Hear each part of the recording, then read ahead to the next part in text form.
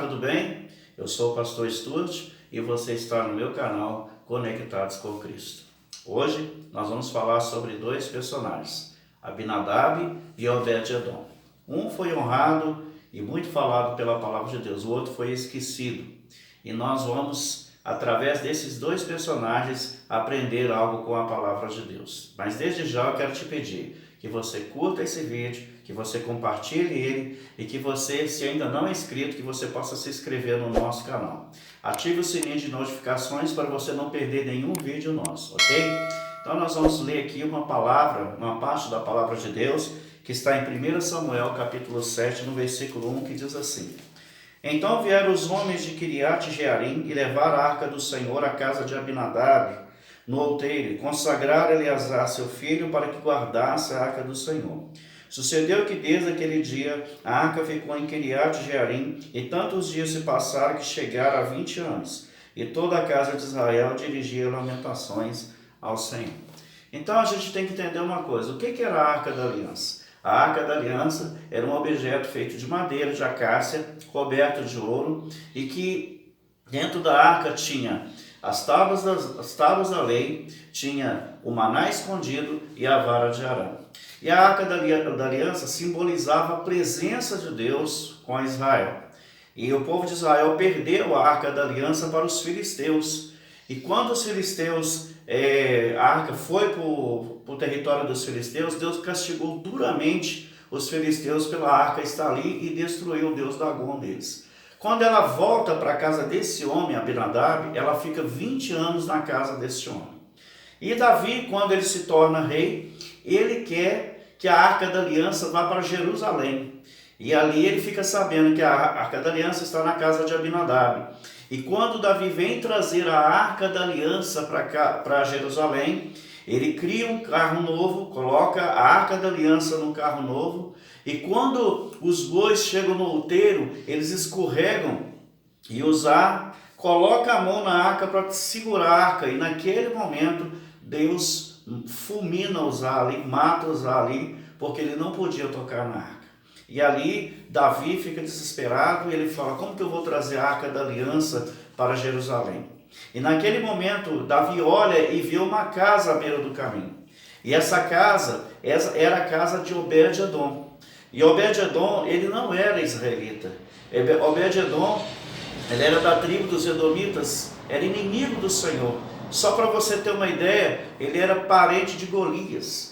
E quando Davi vai ao encontro ali de Obed-Edom, ele bate ali na casa daquele homem que morava à beira do caminho, muito pobre, ele era um escravo.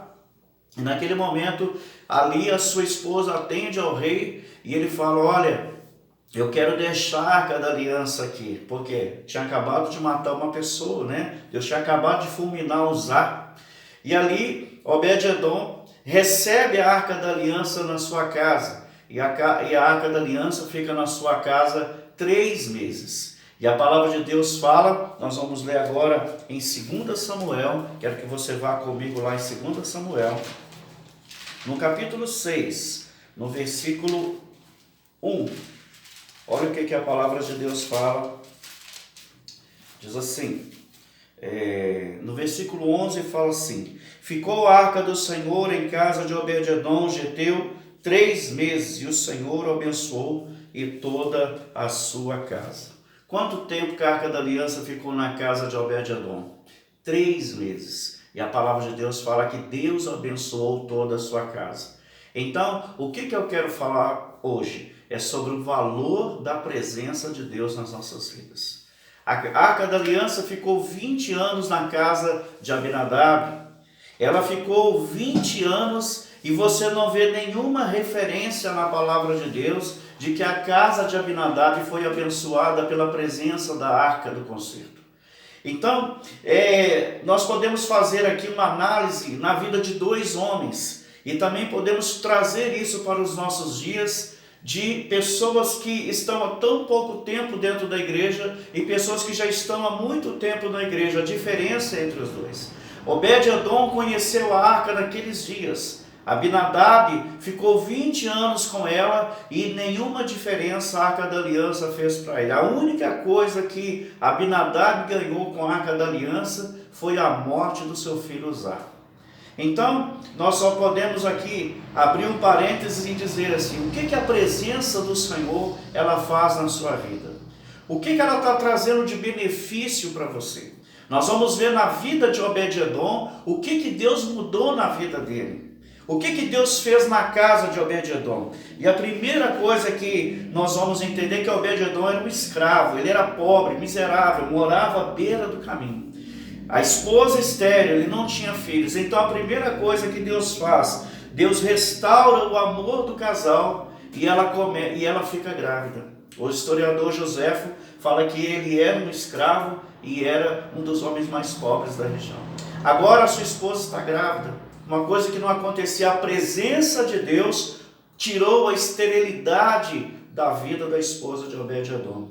Eu quero profetizar que Deus vai tirar a esterilidade da sua vida, meu irmão.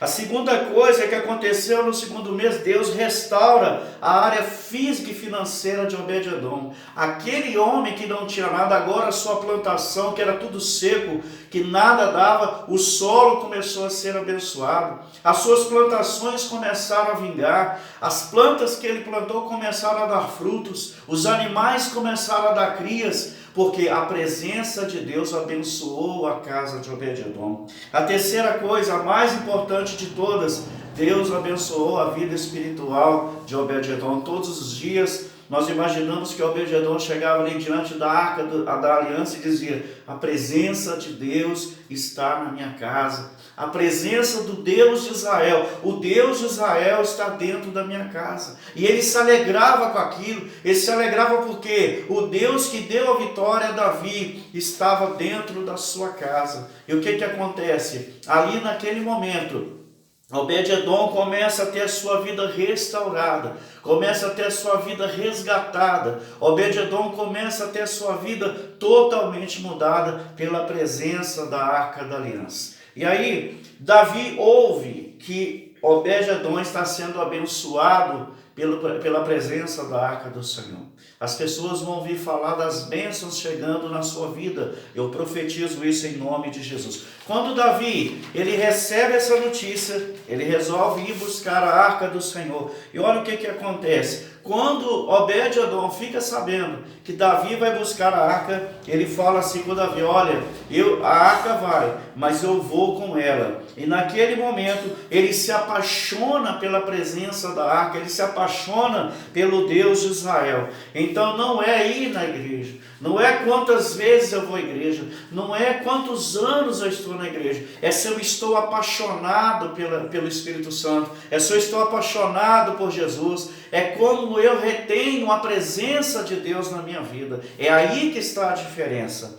Obed-edom disse, a arca vai, mas eu vou junto. Ele sai ali da sua casa e segue a Davi e vai para Jerusalém. E uma das coisas mais interessantes é que agora ele se torna o porteiro lá do santuário do Senhor. Aquele homem que não tinha nada, aquele homem que era de uma tribo inimiga de Israel, aquele homem que era um miserável, agora tem sua vida mudada e vai morar em Jerusalém, cidade do rei, e vai se tornar o porteiro do santuário do Senhor. Mas ele não quer só isso, ele quer crescer. E ali, Obed-edom se interessa pela música, e ele se torna um músico junto com Asaf, e ali Obed-edom se torna um adorador.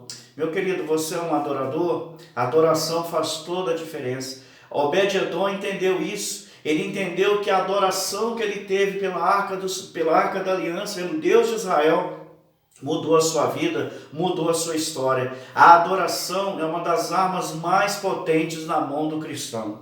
Mas ele não se contentou em ser músico e agora ele quer ser líder. E ele liderou 68 pessoas ali dentro do tabernáculo. Obed-edom está crescendo, por quê? Porque ele entendeu que a presença de Deus na vida do homem, a vida do homem é mudada. Amém? Outra coisa que aconteceu, Obed-edom, a última coisa do qual ele foi levado foi para ser tesoureiro do rei.